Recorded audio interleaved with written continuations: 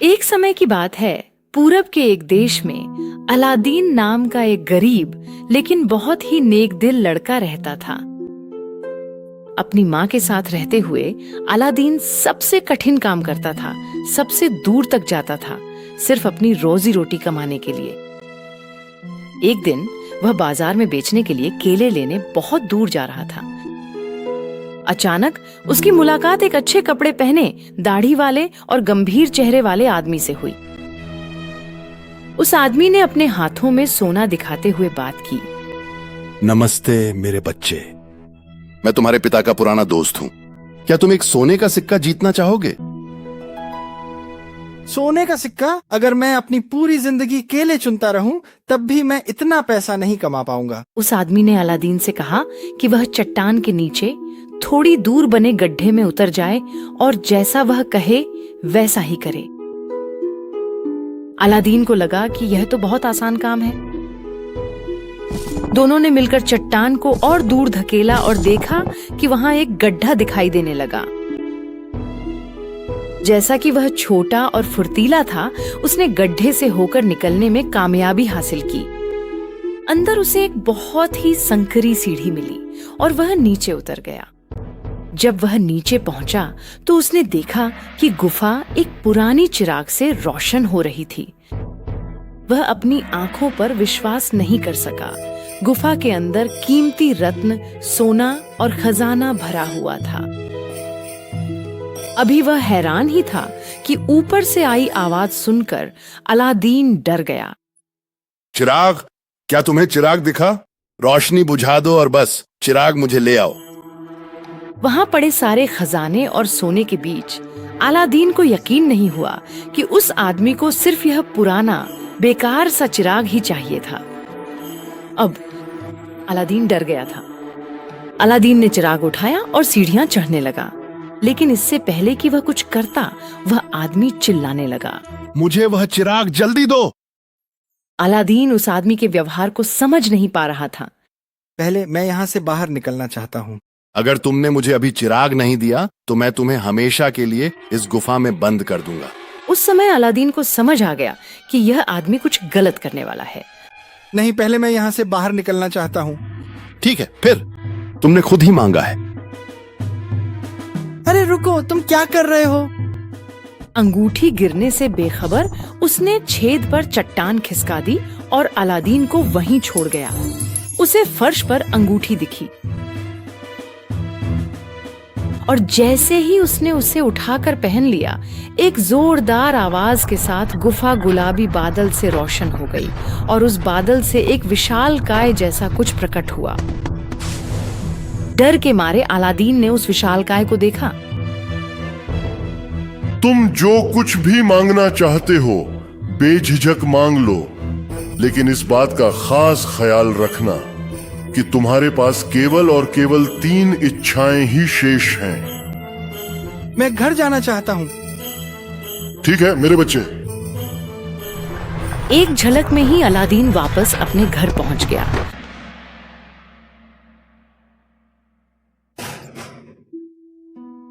अपने बेटे को अचानक सामने देखकर अलादीन की माँ चिल्लाने लगी। अलादीन ने अपनी माँ को सारी घटना विस्तार से बताई। उसने बताया कि वह सोना नहीं ला सका, लेकिन उसके पास यह पुराना चिराग रह गया। चिराग को साफ करने की इच्छा से अलादीन ने उसे रगड़ना शुरू किया। अचानक चिराग से निकलता धुआं पूरे कमरे में फैल गया और एक जिन्न कहीं से प्रकट हो गया।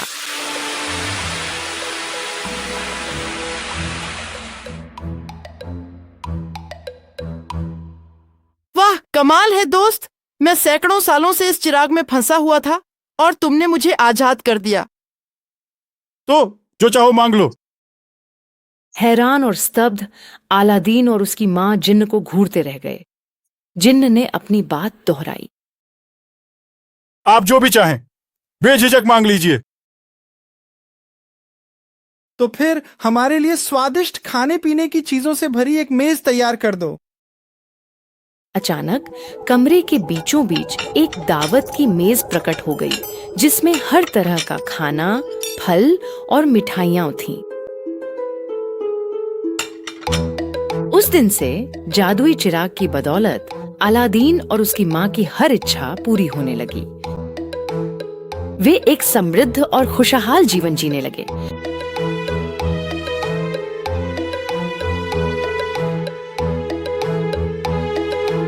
काफी समय बीत गया।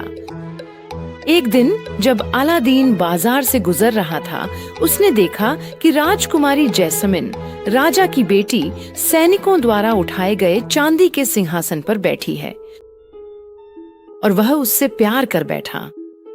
वह घर गया और अपनी माँ को इसके बारे में बताया और उसकी माँ ने जिन्न की मदद से सोने से भरा एक संदूक तैयार किया और महल चली गई। उसने पहरेदारों से कहा कि वह सुल्तान के लिए एक तोहफा लाई है। सुल्तान को वह तोहफा बहुत पसंद आया, इसलिए उसने उसे अपने पास बुलाया। जब उसने सुल्तान को अपने बेटे के इरादों के बारे में बताया, तो सुल्तान ने उससे उसके बेटे की दौलत और ताकत का सबूत मांगा।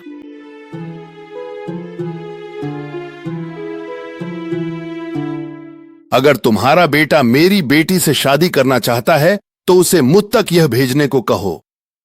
40 गुलाम, जिनमें से हर एक की पीठ पर कीमती पत्थरों से भरा एक संदूक हो और उनके पीछे 40 सैनिक हों जो उनकी सुरक्षा करें। सुल्तान की इच्छा सुनकर अलादीन की माँ उदास होकर घर लौट आई, क्योंकि उसे लगा कि इतना बड़ा काम तो जिन्न भी पूरा नहीं कर सकता। अलादीन ने चिराग उठाया और पहले से भी ज्यादा जोर से रगड़ा और जिन्न बाहर आ गया। तो जो भी तुम्हें चाहिए उसकी इच्छा करो। अलादीन ने उसे सुल्तान की इच्छाओं के बारे में बताया। जिन्न ने 3 बार ताली बजाई और अचानक उनके ठीक पास 40 गुलाम खजाने से भरे संदूकों के साथ और 40 सैनिक उनकी रक्षा करते हुए प्रकट हो गए। अगले दिन जब सुल्तान ने देखा कि जो कुछ भी उसने मांगा था वह सब उसकी आंखों के सामने था, तो वह बहुत प्रभावित हुआ। वह सोचने लगा कि अलादीन कितना अमीर है। मैं चाहता हूं कि मेरी बेटी एक बड़े और शानदार महल में रहे। यही एकमात्र तरीका है जिससे मैं अपनी बेटी की शादी तुमसे होने दूंगा। अलादीन ने सुल्तान की इच्छा जिन्न को बताई। जिन्न ने उसकी इच्छा तुरंत पूरी कर दी। अलादीन अपनी आंखों पर विश्वास नहीं कर पा रहा था। एक शानदार भव्य महल उनके घर के ठीक बगल में खड़ा था। वह अपनी आंखों पर विश्वास नहीं कर पा रहा था। सुल्तान ने सोचा कि वह अलादीन से ज्यादा अमीर दामाद नहीं ढूंढ सकता। अलादीन और राजकुमारी जैस्मिन की शादी बहुत भव्य थी, जो 3 दिनों तक चली। हर किसी ने अलादीन की किस्मत और दौलत के बारे में सुना, लेकिन अलादीन और उसकी माँ ने जैस्मिन को जिन्न के बारे में कुछ नहीं बताया।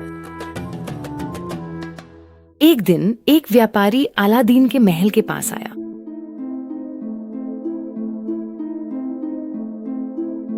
पुराने दिए, बहुत पुराने दिए। मैं यहाँ बहुत ही पुराने और प्राचीन दिए खरीदने और बेचने का काम करता हूँ। मैं कोई भी पुरानी चीज खरीदता हूँ। जैस्मिन ने व्यापारी की आवाज सुनी और सोचा कि अगर वह पुराने दिए को नए से बदल देगी तो अलादीन बहुत खुश होगा। उसने व्यापारी को जादुई दिया दे दिया और बदले में एक नया दिया ले लिया। वास्तव में वह व्यापारी वही दुष्ट आदमी था जिसने अलादीन को उस गड्ढे में फंसाया था जहां से सब कुछ शुरू हुआ था। जब उसके हाथ में दिया आया तो उसने तुरंत जिन्न को आदेश दिया कि महल को जैस्मिन सहित बहुत दूर ले जाए। जब अलादीन उस शाम घर लौटा तो महल कहीं दिखाई नहीं दिया। उसे पता चल गया कि कुछ बहुत बुरा हुआ है। महल के बगल में उनका पुराना घर अभी भी खड़ा था। वह तुरंत घर भागा और उसने वह अंगूठी ढूंढ निकाली जो उसे गुफा में मिली थी। जैसे ही उसने अंगूठी अपनी उंगली में डाली, विशालकाय फिर से प्रकट हो गया। जो चाहो वह इच्छा मांगो, लेकिन मत भूलो तुम्हारे पास केवल 2 इच्छाएं बची हैं। मुझे तुरंत जैस्मिन के पास पहुंचा दो। जैसे ही उसने अपनी बात पूरी की, वह खुद को महल में पाया। वह तुरंत छिप गया। उसकी पत्नी जैस्मिन उस दुष्ट आदमी की सेवा कर रही थी। वह आदमी अपने हाथों में चिराग पकड़े हुए था। जब कोई उसे नहीं देख सकता था, अलादीन ने फिर से अंगूठी पहन ली और विशालकाय फिर से प्रकट हो गया। जो चाहो वह इच्छा मांगो, लेकिन मत भूलो तुम्हारे पास केवल एक इच्छा बची है। उस दुष्ट आदमी को बहुत लंबी और गहरी नींद में सुला दो। जैसे ही उसने अपनी बात पूरी की, वह अपनी पत्नी के पास दौड़ गया। जैस्मिन डर के मारे उस दुष्ट आदमी को देख रही थी। अलादीन को देख वह खुश हुई और उसने जैस्मिन को सब कुछ बता दिया। जैस्मिन हैरानी से उसकी बातें सुनती रही। अलादीन ने फिर से चिराग रगड़ा। जिन्न प्रकट हो गया।